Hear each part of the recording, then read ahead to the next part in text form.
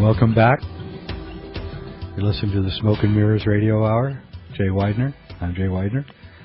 And want to remind you that we're going to be releasing our new film Infinity over the next few months, and to stay tuned to Sacred Mysteries. Also, to remind you that you can listen to these archives of the Smoke and Mirrors Radio Hour. They will be in the School of Sacred Mysteries, which you can also go to sacredmysteries.com and join for only $5 a month. It's a good deal.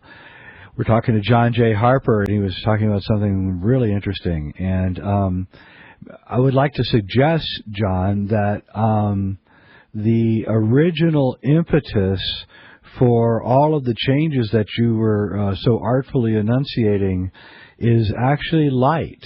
And it's light that comes through the human eye and strikes the pineal. Or it's the lack of light at night, which stops the pineal from producing one secretion and begins the pineal begins creating another secretion.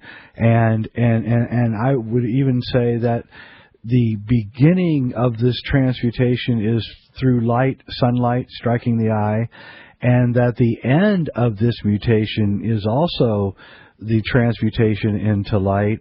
But I would also say that if the light that changes, if the light that strikes our eyes changes in hue and color, that can also have an effect on how the chemistry of the body works.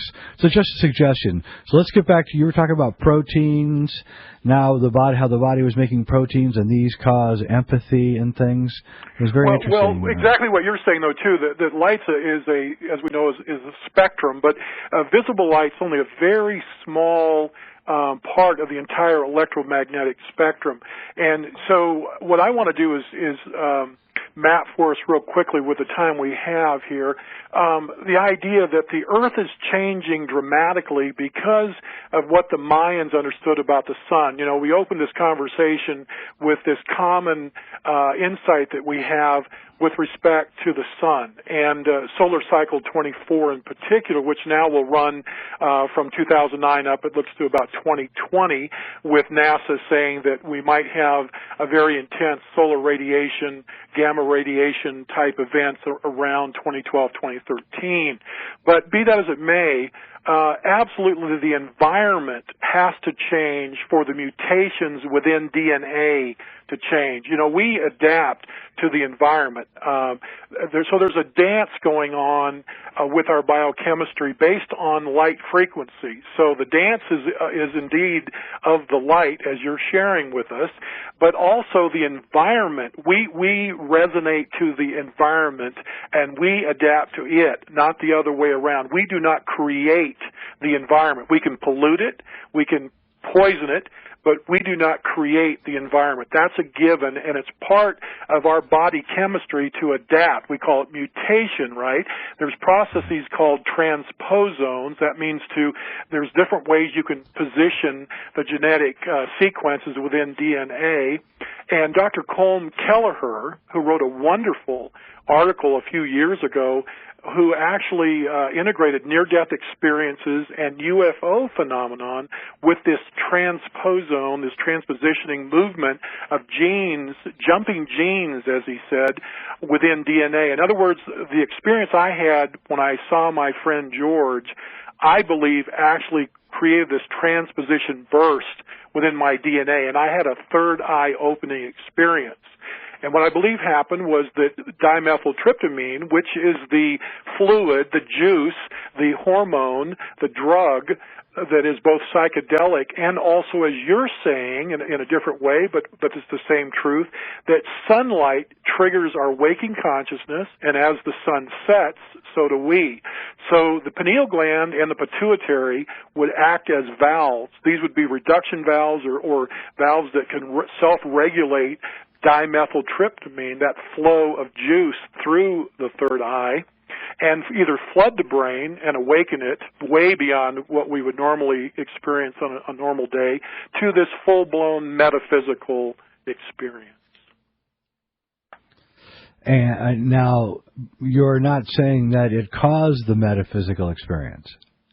I believe that the experience, which was the environment, my friend coming to me, and me being sensitive enough, just you might say wired for such an event, through my own maybe genetics, through my own moment to awaken, that would have been the jump start of this transposition burst. That, in other words, these metaphysical experiences, like the near-death experience, like a UFO encounter, like a confrontation with an alien species, as Dr. Colm Kelleher said, who is a biochemist, as Dr. Ken Ring has said, Professor Emeritus of the University of Connecticut, and others who have very good credentials and have had looked at this event and processes longer than I have, also are resonating with this idea that the environment is changing, that mind at large, if you will, is coming to us, each individually, and awakening us. So you have this global awakening event within the global brain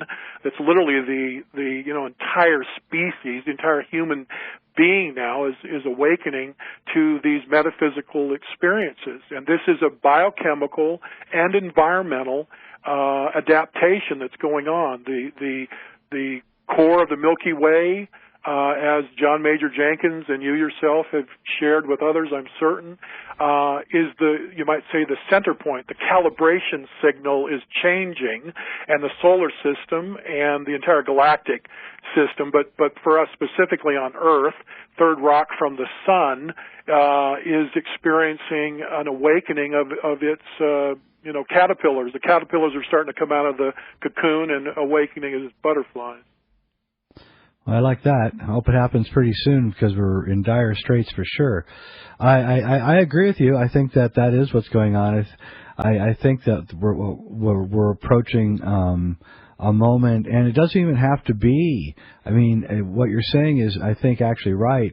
But actually, it doesn't even have to be on a chemical level or a spiritual level, because another thing that's going on, which is right underneath this whole thing, is what I call the rebellion of the intelligent. And what's going on is that the internet is siphoning through intelligences and intelligence levels, and all the people on Earth who have higher IQs are all reaching the same conclusions at the same time. And this is a historical importance, and no one seems to be able to be grasping what's going on. This is what's driving most of the turmoil that's in the world right now. Is just a simple waking up is going on, and we're going to end up in a very, very, very, very tight spot pretty soon, I think, as one world disappears and another world begins. I'm going to be right back. We're going to be right back. This is Smoke and Mirrors. My name is Jay Weidner. We're talking to John Jay Harper, talking about all sorts of good stuff like the pineal gland and endogenous DMT and all sorts of stuff. And we're going to be right back. Stay tuned, and I'll see you in a few minutes.